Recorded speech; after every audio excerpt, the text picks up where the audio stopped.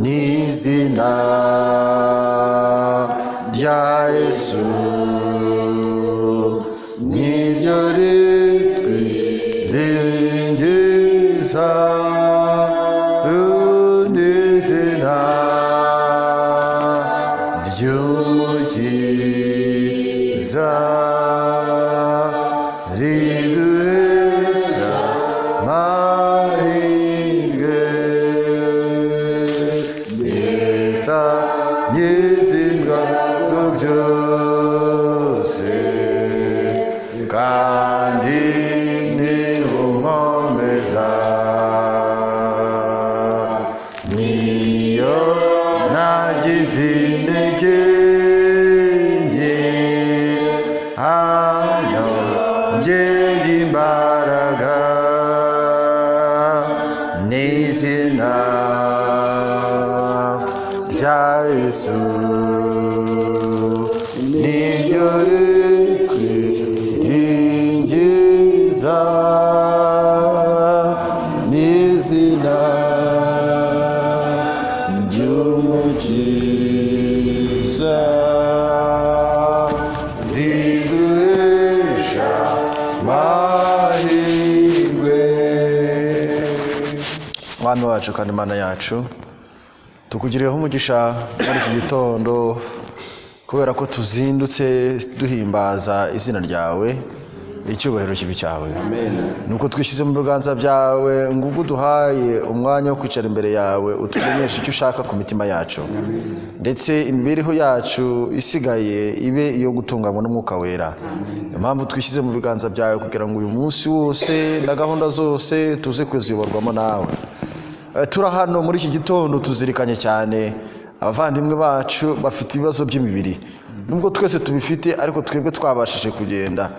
Noneho rero abasigaye ku bisasiro barembye turabasabiye cyane, kandi dusabiye by'umwihariko gahunda dukomeje kubamo yivuna kugira ngo abari gukomeza gusigasira imitima, maze imbaraga rwose ukomeze uyitwongere kandi utwongerere n'abakizwa, maze ku musozo tuzabashe kwitegura turi benshi. Reka byose bibereho kugira ngo tuguhimbaze kandi tube abantu bawe b'ukuri kandi turi mu mwuka kubwa Yesu umwami wacu. Amen. Reka dushimire Imana muri iki gitondo nyamahirwe tugize yo kuba muri uyu mwanya, nanone izina ry'Imana rihabwa icyubahiro. Muri iki gitondo turasuzuma ikibazo cy'ubuhumyi bw'ubushake. Ikibazo cy'ubuhumyi bw'iki? Ikibazo cy'ubuhumyi bw'ubushake. Ijambo riravuga ngo ntabwo Imana izabasha kwihanganira ubuhumyi bw'iki? Ubuhumyi bw'ubushake. Rero muzi ko Laodikiya ifite ikibazo, ariko ngo nta muti wagenewe ubuhumyi bw'iki? Ibibazo Laodikiya ifite, reka hari tunyarukire twumve byahishuwe ku rwandiko rwandikiwe ab'i Laodikiya. Bafite ibibazo byinshi mu by'ukuri, ariko nta muti wagenewe ikibazo cy'ubuhumyi bw'iki? Bw'ubushake. Nimwumve ikintu banditse ahangaha, aho bavuga ngo wandikire marayika w'itorero ry'i Laodikiya uti: wita Amen, umugabo wo guhamya kandi ukiranuka w'ukuri, inkomoko y'Imana yaremye, aravuga aya magambo ati: nzi imirimo yawe y'uko udakonje kandi ntubire. Iyo wari ukonje cyangwa wari ubize, nuko rero kuko uri akazuyaze udakonje ntubire, ngiye kukuruka. Kuko uvuga uti: ndi umukire ndatunze kandi ndatunganiwe, ntacyo nkennye, utazi yuko uri umutindi wo kubabarirwa kandi uri umukene ndetse n'impumyi, ndetse kandi wambaye ubusa. Ese bikumvikana? Ntabwo twakemura ibibazo byose muri iki gitondo n'iminota dufite, cyangwa se ngo tubirebeho byose. Ibibazo Laodikiya ifite ni byinshi, ariko tugiye kureba ikibazo ifite cy'ubuhumyi bw'iki? Bw'ubushake. Ubuhumyi bw'ubushake nicyo kibazo, kimwe mu bibazo ifite harimo ikibazo cy'ubuhumyi bw'iki? Kandi muzi Laodikiya iyo ariyo ko ari itorero risoza n'amatorero, si byose? Kandi muzi ubwo uko rwose Laodikiya abavugwa abaribo ni twebwe by'umwihariko dusoreho n'imperuka y'ibihe. None bavandimwe nimwumve icyo ijambo ry'Imana ritubwira. Icyakora nubwo hari n'ikibazo ariko Imana ni nziza, izina ryayo rihabwa icyubahiro. Imana yatanze igisubizo kuko hano ku murongo wa 18 barabivuga, dore ndakugira inama. Amen. Dore ndakugira iki? Hari inama yahawe abanyarodokiya, hari inama yahawe abantu bo muri iyi minsi y'imperuka, aribo twebwe dusoreho n'imperuka y'ibihe. Mu gihe cya Yohana Umubatiza bari bageze mu bihe by'imperuka, cyangwa se na Yohana wundi ukundwa nawe yavuze yuko abantu bari bageze mu minsi y'imperuka. Ariko twebwe turi mu mperuka y'ibihe. Iminsi y'imperuka iterukanye n'imperuka y'ibihe. Ahari tubonye umwanya turavuga ko tuzisengura, ariko twebwe turi mu mperuka y'ibihe.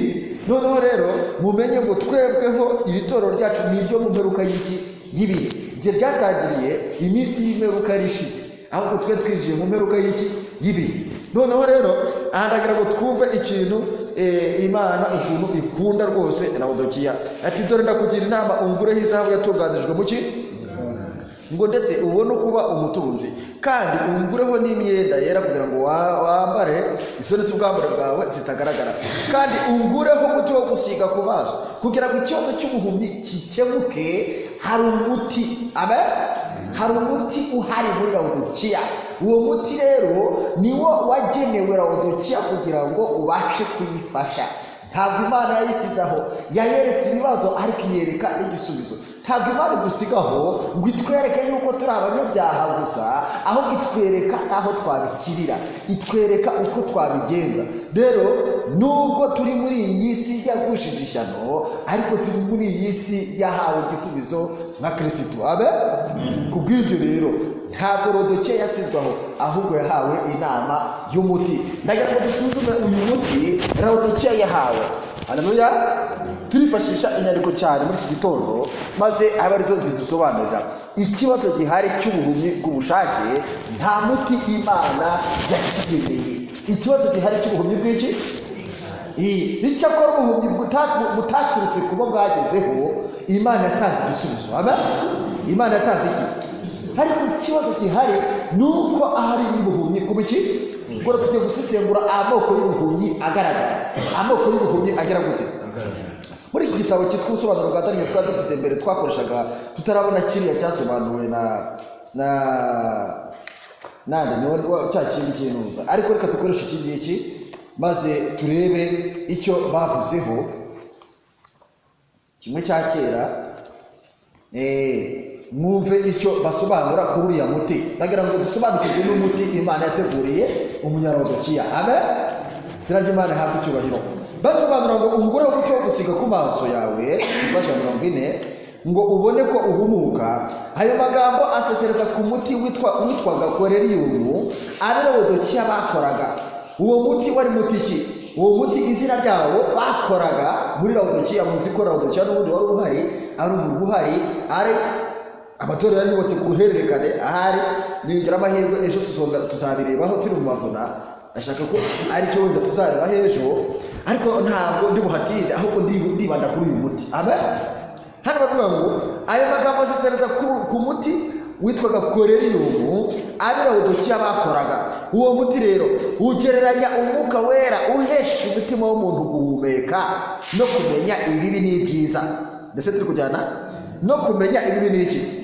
Ubwo rero Koreliyumu ihari yahawe Laodikiya n'umwuka wera izatuma rahakutura. Amen. Niki?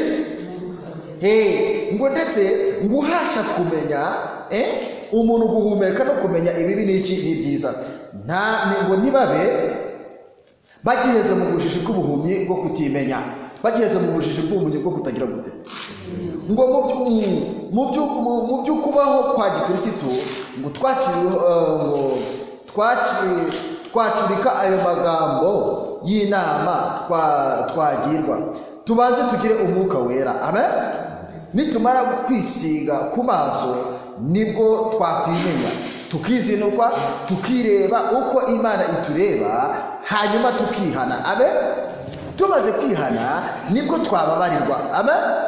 tukambikwa imyambaro yo gukiranuka kw'inyuma, ariko kubabarirwa no guharirwa ibicumuro twakoze. Amen. Ariko kubabarirwa no guharirwa ibicumuro twakoze. Hano rero ntabwo nshaka kujya mu zindi details cyangwa se mu bundi busobanuro bwimbitse, ariko kirimo nuko umuti wari uhari muri kiriya gihe bakoraga ni umuti witwaga koriyumu. Hari amabuye ngo bawukoragamo bakavangamo n'amavuta, sibyo? Kubera yuko harimo abavuzi muri icyo gihe cya Laodikiya. Uwo muti rero wagereranijwe n'umwuka w'Imana Imana yashyize muri iri torero, ariko abantu benshi baramutuka, abantu benshi baramuninira, abantu benshi ntibamushaka. Mbese bari kumvikana? Ku bw'icyo rero nta muti uhari wagenewe ikibazo cy'ubuhumyi bw'iki. Yesu Kristo igihe yigishaga ibigendanye n'impumyi yagiye azifasha, ariko hari izo yagezeho ntiyafasha, arazihorera kubera ko zari zifite ubuhumyi bw'iki bw'ubushake. Ndagira ngo tujye mu byanditswe byera mu butumwa bwiza muri Yohana igice cya 9 tuhasanga impumyi Yesu Kristo yafashije. Ikibazo gihari gikomeye cy'ubuhumyi bw'ubushake, nta muti Imana yageneye ikibazo cy'ubuhumyi bw'iki. Yohana igice cya 9 ubutumwa bwiza bwese kuko bwanditswe na Yohana batubwira ibigendanye n'impumyi. Yesu akiza uwavutse ari iki? Akigenda umuntu wavutse ari impumyi, akigenda abona umuntu wavutse ari impumyi. Abigishwa baramubaza bati, mwigisha, ninde wakoze icyaha, n'uyu cyangwa n'ababyeyi be ko yavutse ari impumyi? Bakubita ikibazo aho ngaho. Benshi bibazaga yuko kuba umuntu afite ibibazo by'ubumuga cyangwa se ari n'impumyi mu buryo runaka ari ibyaha ababyeyi be bakoze cyangwa se ari ibyaha bye. Ariko Yesu Kristo icyo gihe yaragisubije. Nitubona umuntu buryo w'umunyabibazo, ntabwo ikibazo ari icye, ntabwo ikibazo ari ababyeyi be, oya, ahubwo igisubizo kiri hano. Yesu arasubiza ati, uyu nta cyaha yakoze cyangwa ababyeyi be, ahubwo ngo nukugira ngo imirimo y'Imana yerekanirwe muri we. Amen. Ati nukugira ngo imirimo y'Imana igere gute? Arangije arero aravuga ati, mwiriye gukora imirimo y'Uwantumye hakiri ku manywa bugiye kwira, n'igihe umuntu atabasha gukora, ngo nyiri mu isi ndi umucyo w'isi. Amaze kuvuga ayo magambo acira amacandwe hasi, ayatobesha akondo, akamusiga ku maso, aramubwira ati, genda wiyuhagire mu kidendezi cy'Isilowamu, ngo bisobanurwa ngo yaratu. Nuko aragenda ariyuhagira, agaruka ahumutse. Agaruka agize gute? Impumyi iri hano n'uwavutse ari iki? Abaturanyi be n'abamubonaga kera ahora asabiriza barabazaniye bati, uyu si we wicaraga asabiriza? Bamwe bati niwe, abandi bati siwe, icyakora asa nawe arabasubiza ati ni njye. Baramubaza bati, mbese wahumutse ute? Arabasubiza ati, wa muntu witwa Yesu yatobye akondo akasiga ku maso, arambwira ati, jya i Silowamu wiyuhagire. Nuko ndagenda ndiyuhagira, ndahumuka. Haleluya. Iyi mpumyi yavutse y'Umuyuda yabonye igisubizo, izina ry'Imana rihabwa icyubahiro. Dufite impumyi zavukiye mu itorero ari impumyi zifite ikibazo cy'ikuba zitazi gukorana na Mwuka Wera, ntizigeze zimenya uko Mwuka Wera aza, nta koreyumu yigeze izigeraho. Sashi izo ngizo iyo zitigize shyashya, haleluya, Yesu arazihumura. Amen. Yesu agira gute? Arazihumura kubera yuko zitigeze zibona koreyumu. Ntabwo ikibazo hari ababyeyi basibyaye, ntabwo ikibazo arizo, ikibazo cyabaye kuri icyo gihe, icyaha kiraza, ariko hari igisubizo muri Kristo Yesu. Amen. Ndaza dusoreza kuri iki ngiki kivuga ngo n'ubundi ngo yarayisohokanye ayikora ku maso, ariko ayibwira n'ikindi ikora.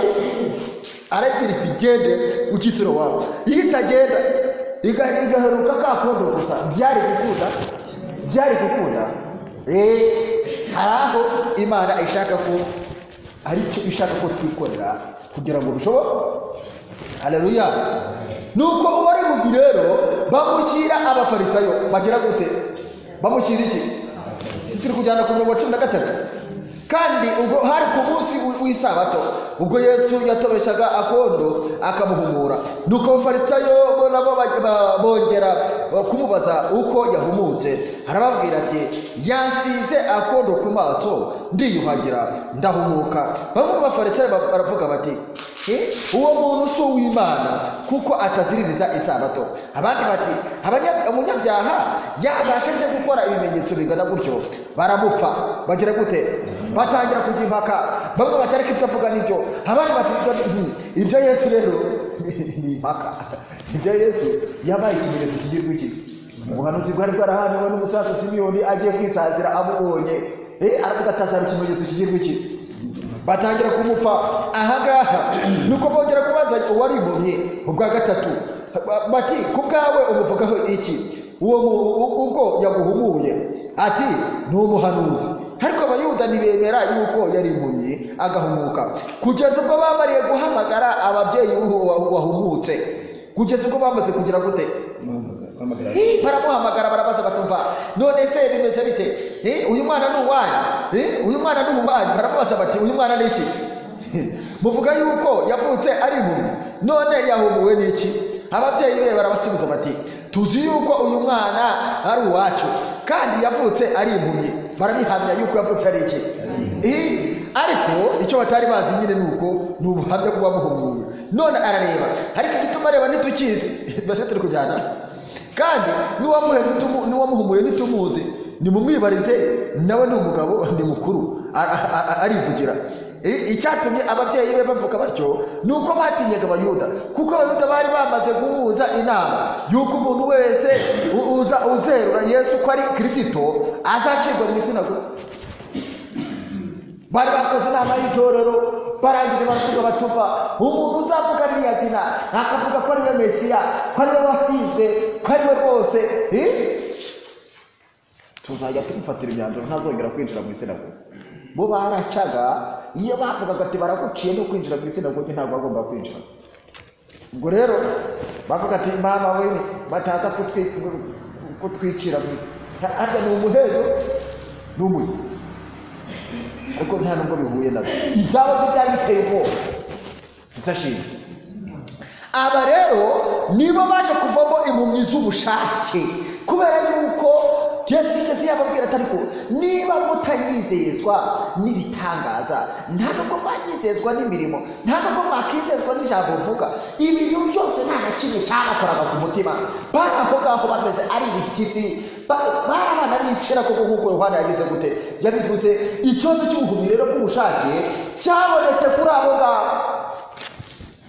Mwumve uko Yesu Kristo yakomeje kuganira nabo. Nuko igihe kimwe hagaruka mu materaniro, maze impaka zari zaravutse ku bw'icyo gikorwa. Ku murongo wa kabiri twari tugeze 22 na kabiri twawusomye, reka ahubwo tujye 23. Nicyo cyatumye ababyeyi be bavuga bati ni umugabo mukuru nimumwibarize, ni umugabo mukuru mugize mute? Nuko rero uwari impumyi bamuhamagara ubwa kabiri. Mbese wabyumvishe? N'ubwa kabiri barongera bagira gute? Baramuteranya, barabateranyaga aho ngaho mu nama y'itorero. Baramubwira bati shima Imana, twebwe tuzi yuko uwo muntu ari umunyabyaha. Nawe arasubiza ati niba ari umunyabyaha simbizi, icyo nzi ni kimwe nuko nari impumyi none nkaba ndeba. Baramubaza bati yakugenjeje ate? Yakugenjeje batwagera kubaza batari ko bishoboka bite? Hari abantu bajya bahora biyobagiza bari kubona umunyabyaha ngo yaba bari kwata. Ubu nuko ubutumwa bwa mbere bwigishijwe muri itorero abantu baretse gusohoka ari nubwo barabisha ko Mwuka w'Imana atsinze umunyabyaha. Nta n'uwo wigeze ubona nibura yatsinze agasaga mu gihe cy'akemera ibyaha bye. Nta muti uhari w'ubuhumyi bw'iki ubushake. Abantu biyobagiye bariyobagizaga ibyo yari yakoze, yari yabikoze, bari baramubonye, bari barabonye ubutumwa bwa Yohana, sibyo? Bamujyaho ari kugira ngo abantu batabavuga ngo nguki, sibyo? Kandi utarakira ubutumwa bwa Yohana nuko Yesu Kristo yagize ntiyabwakiriye. Nta nubwo ari kwakira ubutumwa bw'intumwa. Icyo cyatumye basohoza bazishe, baravuga bati reka tubatsinde kugira ngo ubundi butumwa bwiza utabwakiriye uhinduka umwanzi wawe, uhinduka uburwanya. Iyo utakiri Umwuka Wera uhinduka uwutuka, uhinduka utuka iki? Utuka Mwuka Wera, utuka Yesu Kristo mu yandi magambo. Ese biri kumvikana? Nta muti rero uhari, nta muti ugize gute. uhari w'ubuhumyi bw'ubushake. Ndagira ngo mukurikirane mwumve ahaga ikintu ijambo ritubwira ku murongo wa 20 na kangahe na karindwi. Harabasubiza ati maze kubibabwira none ntimwanyumva, none ntimwagize gute? Icyo mushakira kubyumva ubwa kabiri ni iki? Mbese namwe murashaka kuba bigishwa be? Mbese namwe murashaka kuba iki? Ikibazo gikomeza kuvuka ku murongo wa 29. Baramutuka bagira gute? Kandi gutukana nta kibazo kirimo. Abayobozi b'itore baramutuka baramwerura bagira gute? Baramubwira bati ni wowe mwigishwa we, ariko twebweho turabigishwa ba Mose, tuzi yuko Imana yavuganye na Mose, ariko uwo muntu ntituzi aho yaturutse. Harabasubiza ati iri ni ishyano ko mutazi aho yaturutse, kandi ariho bamuguye. Tuzi yuko Imana itumva abanyabyaha, ariko uyubaha agakora icyo gukiranuka uwo niwe yumva. Uhereye kera kose ntihari haboneka umuntu wahumuye uwavutse ari impumyi. Wabyumvishe? Uwo muntu yaba atavuye ku Mana ntacyo yabashubije gukora. Barabaza bati wowe wavukiye mu byaha bisa, ni wowe utwigisha? Baramusunikira hanze baramuca, baravuga ati ntuzongere kwinjira muri urusengero. Iyo utabaye wakira Imana uhinduka uyirwanya. Ikibazo cy'ubuhumyi bw'ubushake nuko Imana yatanze igisubizo muri Laodikiya, ariko benshi bafunze iminwa, benshi baravuga ngo ntabwo tugishaka. Uzi guhereza umwana umuti, uzi ukuntu aba ameze. Bameze nk'uko umuntu ahereza umwana umuti yagize gute? Yabanze ntabwo Imana ibitagize igahindura mu butumwa bwiza, igahindura mu buhanuzi, igahindura ikazana amateka, igahindura igahishura umutima, ukumva neza ibyawe byose byagiye hagaragara n'Imana yakubwiraga, ariko ntabwo mushaka. Korerimu irahari. Baje nyuma Korerimu twasanze yuko ari Umwuka Wera ukubashisha kubona icyaha, ukavangura ngo iki ni icyaha iki si cyo.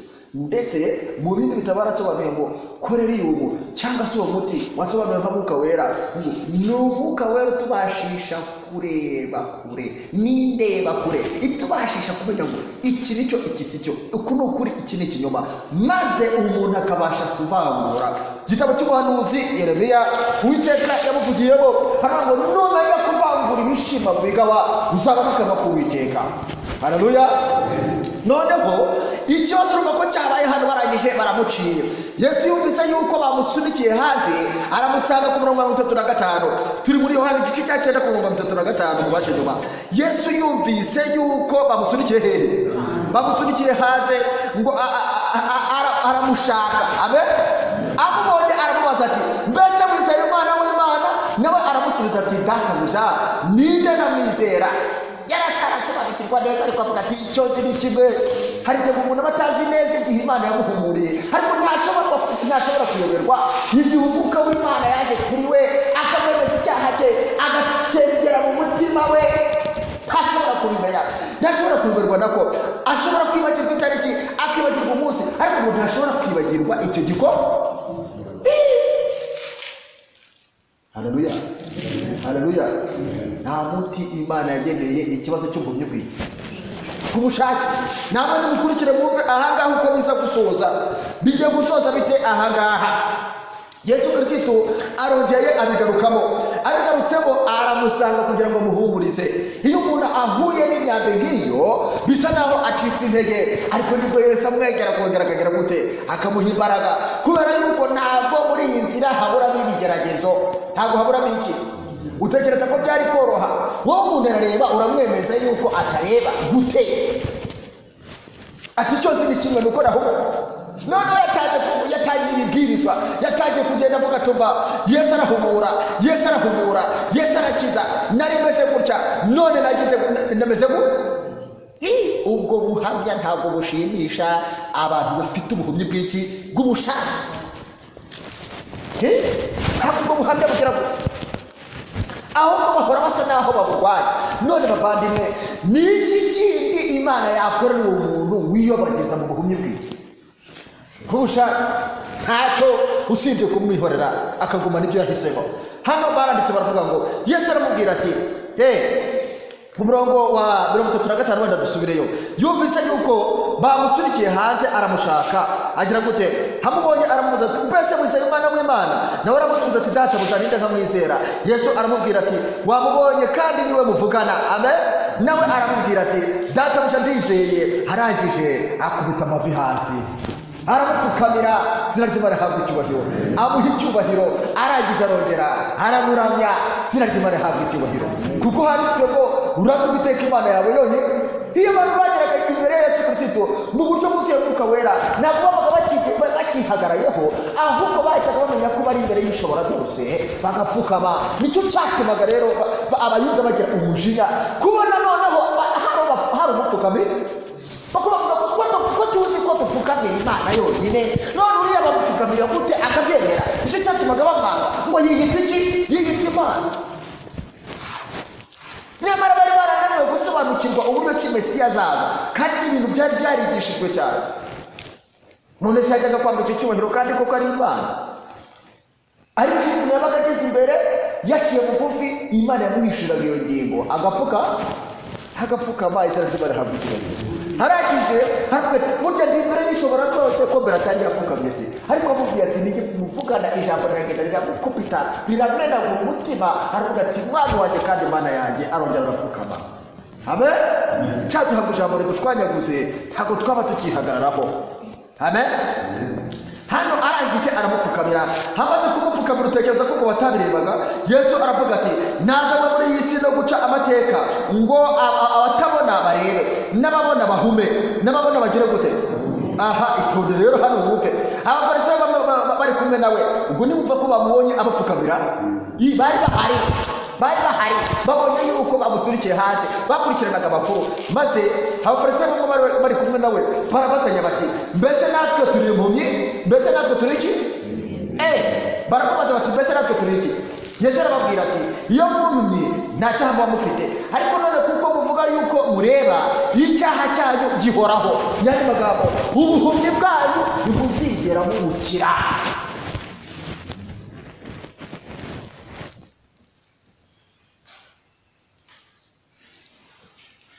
Ubu ni ubwoko bw'impumyi bwa kabiri. Dufite impumyi zavukanye ubuhumyi muri iri torero, tukagira impumyi z'ubushake zidashaka no kubukira. Ibyo Yesu yakoze byose barabireba, ibyo akora mu mitima barabireba, ukuntu Umwuka Wera agiye ahindura abantu n'ubuhamya bagiye babona imyaka myinshi ndetse bagatinda rwose, ariko bahora barwanya Umwuka w'Imana. Ntabwo bashaka kumwakira, ntibashaka kwakira Koreliyo.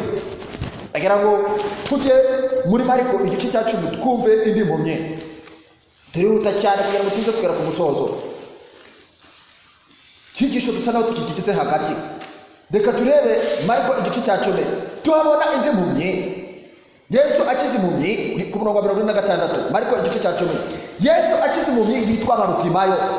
Izina ry'Imana rihabwa icyubahiro. Yesu akize impumyi yitwa nde? Nuko bagera i Yeriko, akiva i Yeriko n'abigishwa be n'abantu benshi, asanga umwana wa Timayo witwaga Barutimayo, umusezi w'impumyi, yicaye iruhande rw'inzira. Uyu nguyu yari yicaye iruhande rw'iki? Ntabwo yari mu nzira.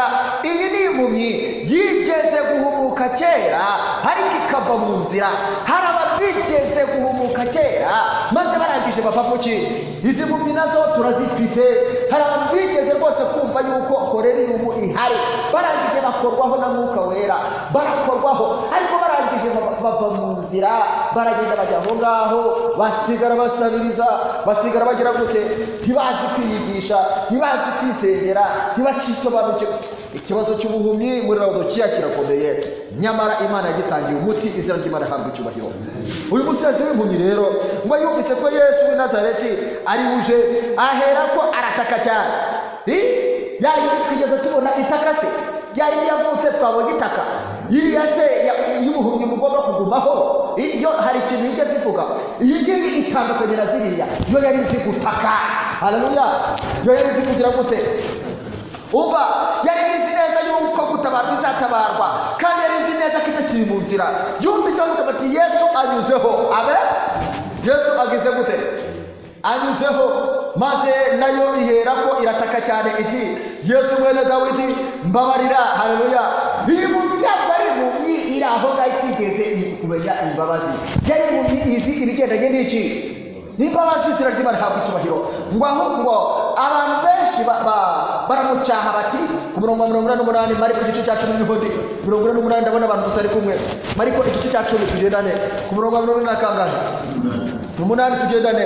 Baramucyaha ngo ahore, ariko arushaho gutaka ati mbese mwene Dawidi mbabarira. Yatatse ati mbabarira, asa naho yigendera aramwihorera. Hari icyo umuntu azabura isengesho ryo gushaka Imana no kugira ngo ababarirwe bwa mbere reka da ntasubizwe, ariko ntakwiriye kurekera, akwiriye gukomeza gutaka. Amen. Akwiriye gukomeza kwiginga. Mwene Dawidi avuza induru, baramucyaha bati hora cece kurasakuriza umwami. Hari abantu baba aho ngaho bashyira iruhande rwa Yesu avuga ati hora ceceka kurasakuriza umwami. Maze Yesu Kristo harangije arahagarara harabaza ati nimumuhamagare nimugire gute. Bumvishije kandi yari yamunyuzeho iyo adatabaza se yari yigendeye, ntabwo se yanyuzaho. Hari akarima aho ngaho aratabaza, izina ry'Imana ntabwo icyubahiro. Arangije arahagarara ati noneho nimumuhamagare. Bahamagara impumyi barayibwira bati humura. Baye babandi bamuteraga guhumura, batagiye kumugarukira bamubwira ngo humura. Ngo humura, ngo gira ngo humura, haguruka araguhamagara. Nayo ita umwenda wayo iragira gute, irabaduka yegera Yesu. Maze Yesu arayibaza ati urashaka ko nkugirirane? Iyi mpumyi iramusubiza iti mwigisha ndashaka guhumuka. Amen. Ati ndashaka kugira gute? Yesu arayibwira ati igendere kwizera kwawe kuragukishije. Uwo mwanya irahumuka imukurikira mu nzira. Yari ku ruhande noneho yongera kugaruka mu nzira. Amen. Ikurikira umwana w'intama ahajyaho. Yari yarahuye n'urutambi urayiturikana mu gihe hari abantu benshi bahumye bakireba baramaze kuvuka bataravutse ariho. Ibi rero Imana idufashe ubuhumyi aho bwaturuka hariho hose.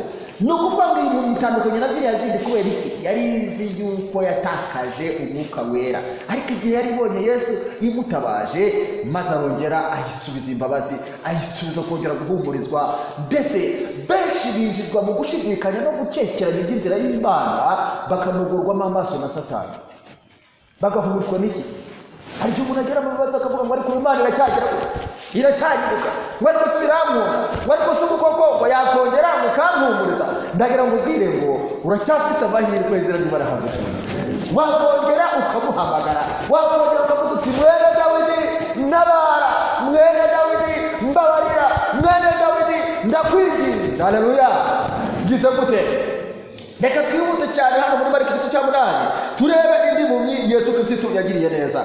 Ndeka kugira ngo muri iki gitondo dutangarizwe inkuru nziza yuko Yesu Kristo afitiye umuti Laodikiya ku kibazo ifite by'umwihariko cy'ubuhumyi. Ni nacyo turi gusuzuma. Amen. Afitiye ikibazo Laodikiya nubwo ifite ibibazo byinshi, ariko hari ibibazo by'ubuhumyi. Nicyo twasuzumye muri iki gitondo. Hari tubonye uburyo bwo kwiga ibya Laodikiya mu buryo bwagutse, twasuzuma n'ibindi. Ariko Imana yatanze igisubizo muri Laodikiya, ariko nta gisubizo yahaye ikibazo cy'ubuhumyi bw'iki bw'ubushake. Nta muti uhari ku buhumyi bw'iki kwiyobagiza.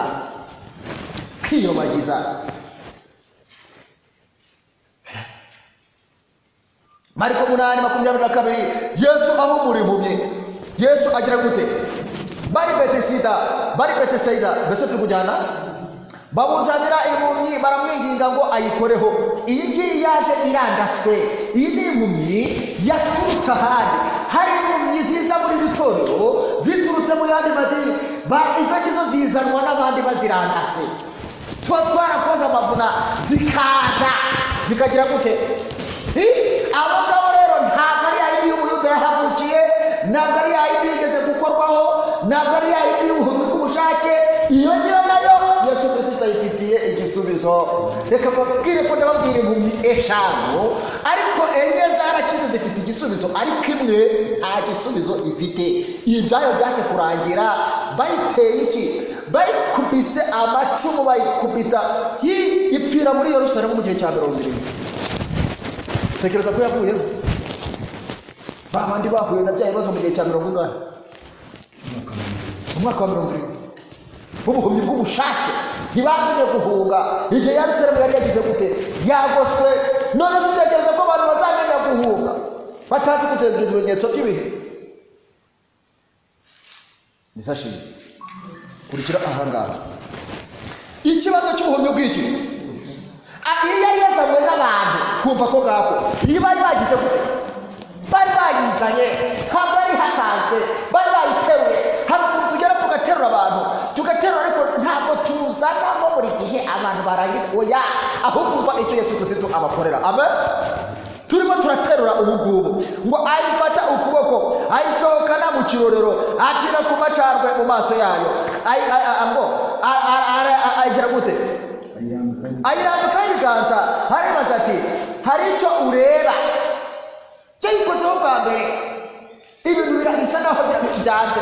Burya iyo tubwiriza ijambo hari impumyi zikorwaho zo hanze tuba twazanye ariko zikaba zitarareba none uzarebe. Hari igihe batazi kubahiriza isabato, hari igihe batumva neza ibintu, hari igihe batumva icyacumi, hari igihe ugasanga ibintu birimo ariko atabirimo ndetse ugasanga arajandajanda, ugasanga ntazi no gusoma, ariko ugasanga hari uko akunda Imana. Amen. Ugasanga hari uko agira gute hari uko ashaka kuyikunda. Iyo agiye muri korari iraririmba kumva araryohewe ariko ntabazi kuririmba.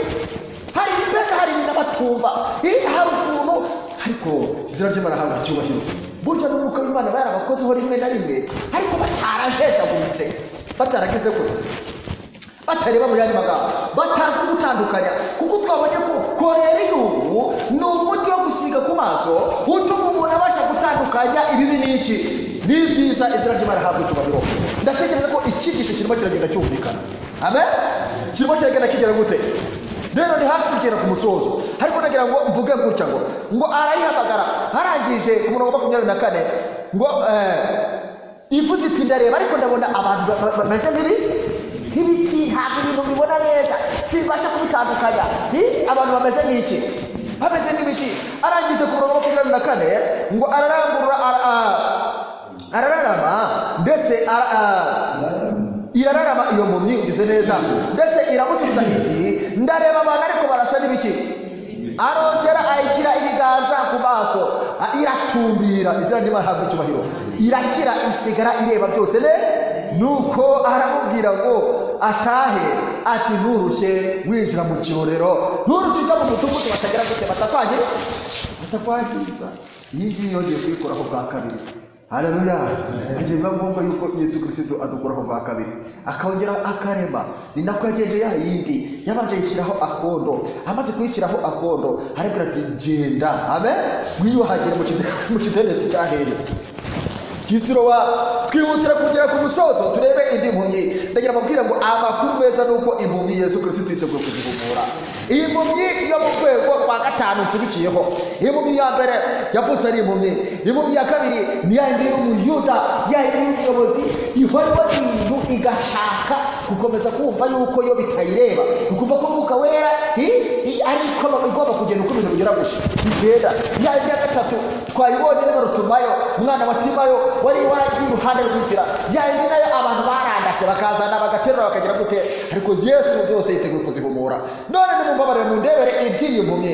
Umuntu w'ingwingiri wavutse ntakure mu by'umwuka nawe yitwa mu by'umwuka.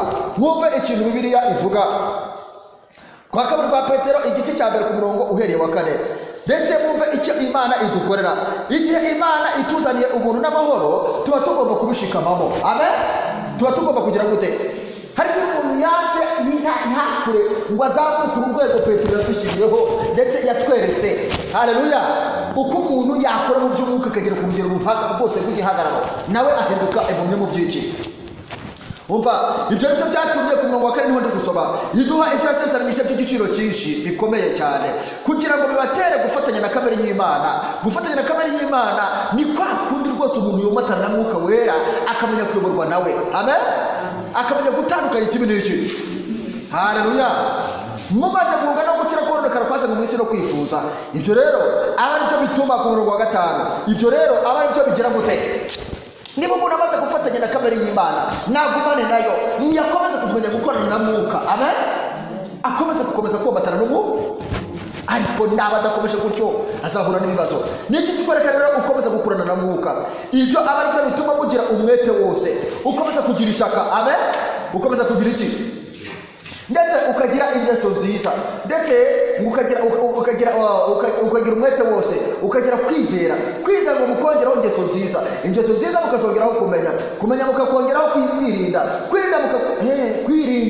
kugira gute? Kwirinda ndetse mu buryo bwose, ngo kwirinda mukakongeraho kwihangana. Ubwo bisobanuye ngo udafite kwirinda ushobora kugira kwihangana, udafite watumvise nuko ugomba kugira kwizera muri Kristo Yesu igitabo cye, ukabyongeraho iki? Ingeso nziza. Niba nta ngeso nziza ntabwo kwirinda bizaza, niba nta kwirinda ntabwo kwihangana bizaza, niba nta kwihangana ntabwo kubaha Imana bizagera gute? Umva hasi kwihangana mukongeraho iki?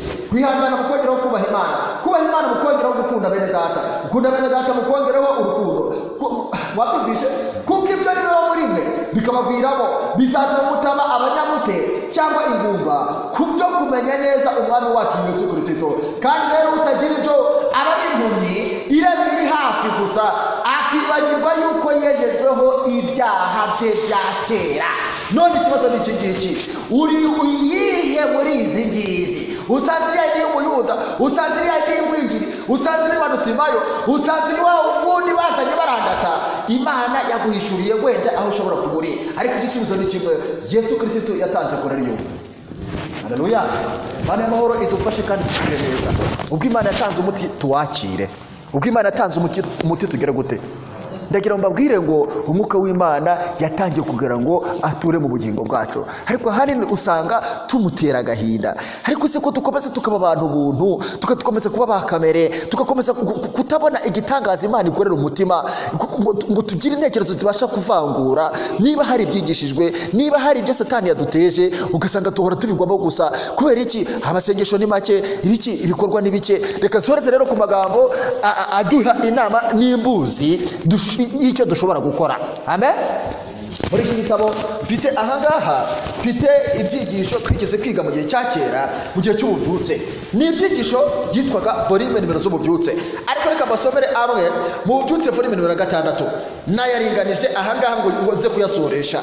Niyo mpamvu nababwiye ngo ndaza kuyabasomera. Inshuti nkunda, hari ibitangaza bimwe Yesu Kristo adashobora mu bintu bigize gute bibahugije. Ahangaha ndagira ngo tubyumve neza. Amen. Ndagira ngo tugire gute tubyumve byagenze gute ahangaha. Inshuti nkunda, hari ibitangaza Yesu Kristo atagira gute, atagukora atabanje kugukurira mu bintu biguhugi, mu byumenyereye uko ngo hari ibitangaza bimwe bitazigera bikubaho keretse gusa Yesu abanje akakujyana hanze yaho udamarariye kugira ngo Yesu ahindure ibyawe. Rimwe na rimwe abakeneye guhindura aho uri agomba kugira uko akugenza mwiherereye. Umva hano igisubizo, agomba kugira uko akugenza mugira gute? Muri mwenyine murebana. Haleluya. Muri mwembi wowe nawe. Amen. Kandi murebana uri imbere ye y'ubwiza bwe bwera. Twese uko turi ahangaha dukeneye ko guhura na Yesu. Mbese siyo mpamvu turarikirwa kugira kakamenyero ka buri wese agira igihe cye, umunsi we wo kwiherana na Yesu kubwo ibyamwuka bye. Mbese ikibazo kiri hano, mbese urawufite? Umva ikibazo babashije hano ngo mbese uwo mwanya ugize gute? Yesu yafashe uwo mugabo wari impumyi ukuboko maze aramusohokana mu mujyi. Bamaze gusohoka mu mujyi niho yakoze ikintu kidasanzwe. Bibiri tubwira ko Yesu yaciye amacanwe ku maso y'uwo mugabo. Nuko nibiki yakoze ahangaha? Kuki Yesu yakoze atya? Ntabwo nzi impamvu rwose, ntabwo nzi impamvu Yesu yahisemo gucira amacanwe ku maso. Yagira ngo yongere amureme. Haleluya. Yagira ngo yongere amureme bushya. kuko igihe yaremaga yarafashe akondo akavanga n'iki, akavanga n'amazi ye, arabumba umuntu, na hariya nta kindi yashakaga kongera kumurema. Kandi muzi neza ko iyo umuntu ari muri Kristo Yesu aba ari icyaremwe gishya. None soza jyaho wihana byimbitse. Haleluya. Muri ubu byutse babitubwiye gutya, jyaho witegereza Yesu, jyaho utekereza ibye, jyaho umuganyira, maze uzumva hari umwuka w'Imana winjiye mu mutima wawe. Soretse kuri aya magambo ay'ubu byutse volume ya 3 avuga ngo iki, reka nyagusomere kuri ubu byutse hari ne butarabukurikiranye.